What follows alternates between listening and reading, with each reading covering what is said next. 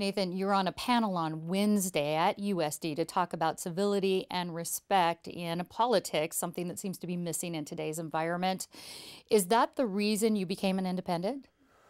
Well, it played a significant role. It wasn't just the civility. I mean, politics has always been tough. You know, in the late 1790s, William Wilberforce was a British member of Parliament trying to end the slave trade, and his opponents distributed flyers throughout the British Empire that said that he beat his wife.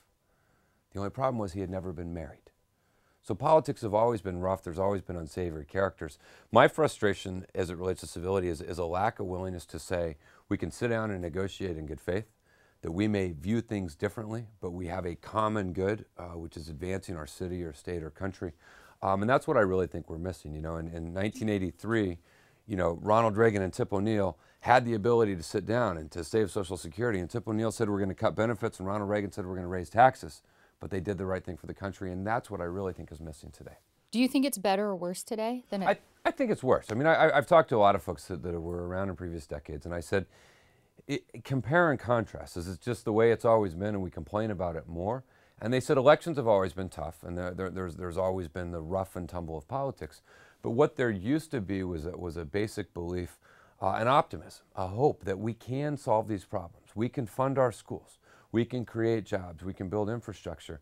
And there was a willingness of Republicans and Democrats to sit down and work it out and come to an agreement. And what I think you see now is a campaign that exists not to put people in place to enact good policies, but a campaign that exists to perpetuate a campaign. And that really gets done by really driving people to the ideological extremes and really punishing those that actually sit down and work in good faith for solutions. Let's take a look at a campaign ad that you ran during your mayoral candidacy where you talk about red and blue. Blue is better. Red is better. No, blue is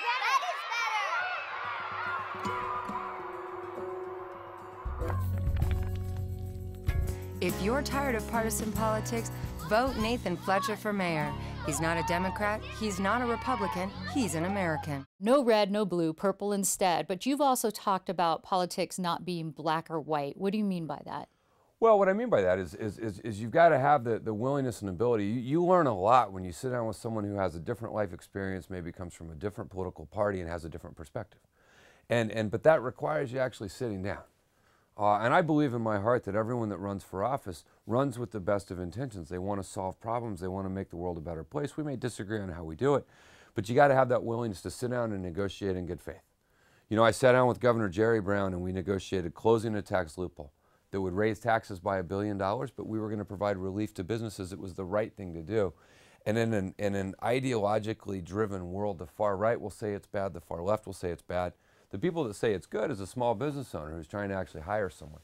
And that's what I think we need is people that have the strength and courage of convictions to step out of their comfort zone and buck their own party if they believe it's the right thing to do. And that's missing today. And what about the voters? How can they, should they, first of all, listen to opposing party views? And if so, how should they be better informed? Well, I think what we'd like to see from the voters is calling on elected officials to solve problems. Calling on them to actually confront these challenges, calling on them to have an ability to work together. And you're going to have to make some difficult decisions. There's not easy solutions, and everyone doesn't get in a room and just hold hands and say it's great. But we have the ability to confront these problems, and I think elected officials need to have the comfort that the public wants them to make difficult decisions, wants them to get it done. And I think it's there. I think we need elected officials to step up a little bit more. We're competitive by nature. Of Right. course we are. Isn't it something along the lines of, I want my team to win? And so maybe I don't like either mayoral candidate, but I want my team to win, so I'm going to vote for this guy even though I don't like him. Yeah, and that's the beauty of democracy. And we should have robust debates. People should highlight the differences between candidates. They should say, you know, you're seeing it in the presidential race.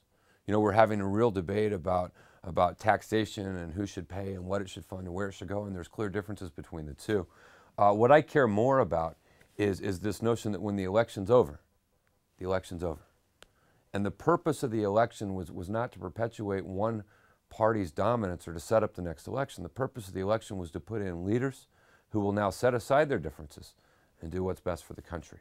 And that's what I believe is missing. Bob Woodward's got a book out, The Price of Politics, right now, which walks through in Washington, D.C., the debt ceiling increase and the inability of both sides to make reasonable compromise to come together to acknowledge, hey, this may not be what my party wants me to do, but it's what my country should expect of me. And there was a period of, an era with President Kennedy where he was able to work with Republicans. I mentioned President Reagan earlier, where these types of things happen. And I think we just need to return to that a little more. Okay, California Assemblyman Nathan Fletcher, thanks so much for talking with us. Thank you for having me.